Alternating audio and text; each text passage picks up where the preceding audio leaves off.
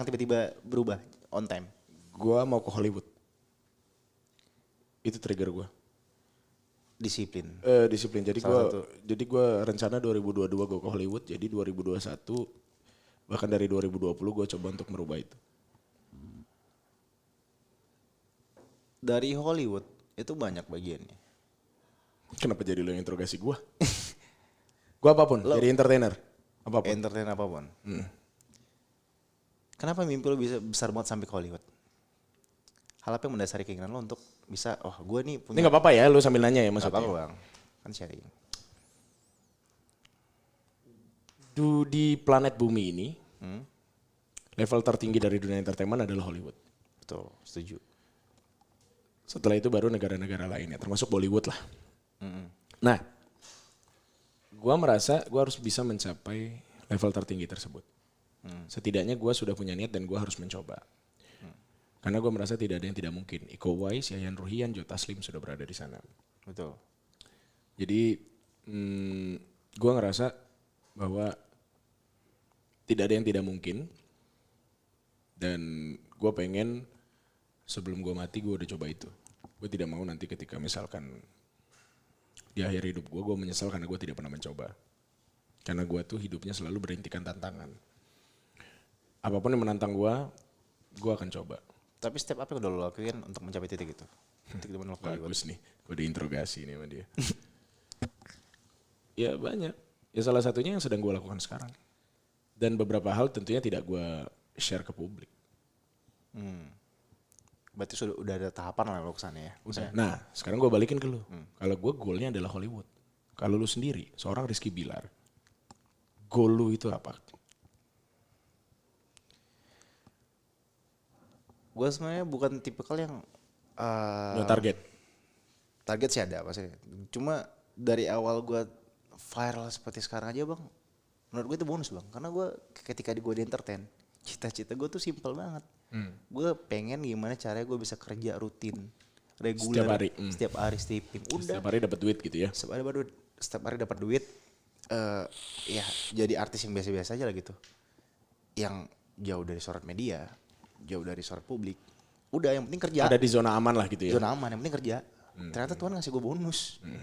Bonusnya berlebih-lebih nih. Gue viral, apa yang gue omongin jadi sorotan publik gitu. Kalau lu tarik lagi ke belakang, menurut lu apa yang sudah lu lakukan sehingga lu bisa menjadi seperti sekarang? Kan tidak ada asap kalau tidak ada api. Ibaratnya lu melakukan apa di zaman dulu, entah lu sedekah ke orang tua atau gimana gitu. Kenapa lu bisa jadi seperti sekarang? Menurut lu? Sebenarnya bukan menurut gue sih. Menurut orang-orang di sekitar gue yang kenal gue. Menurut mereka ya itu. Apa?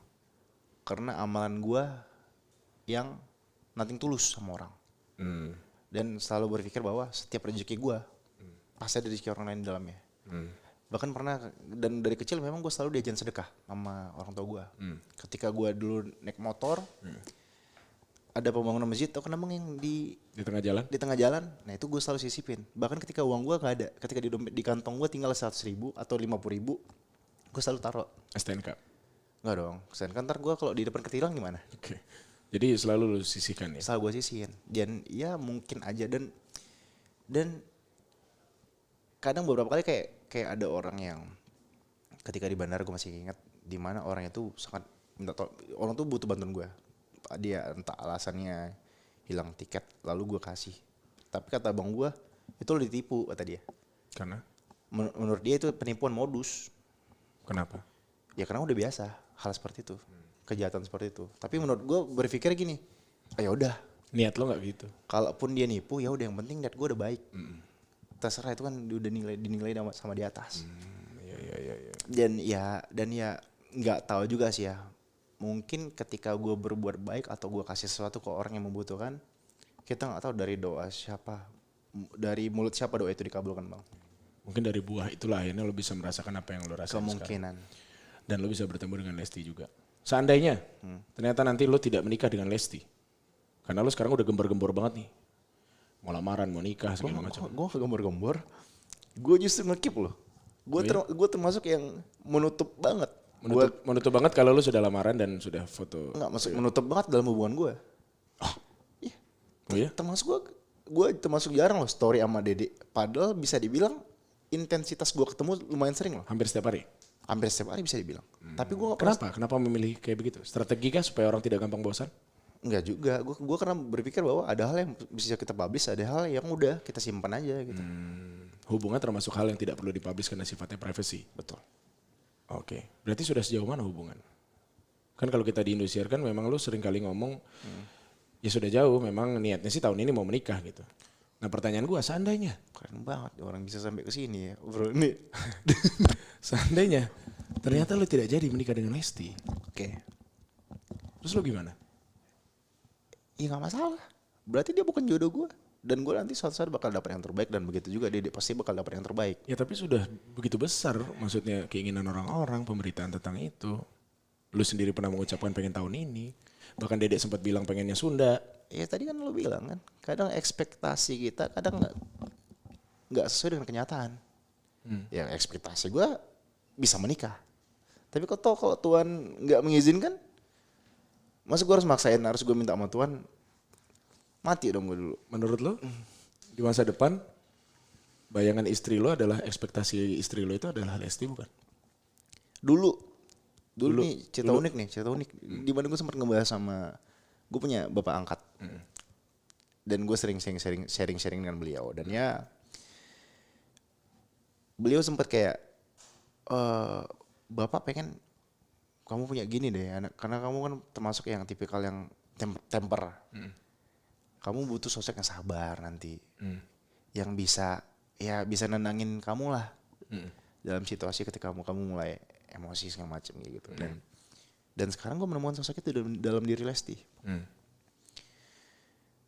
Dan uniknya ketika gue sempat ngobrol, sempat live, kita sempat live dan masih ada tayangannya di YouTube.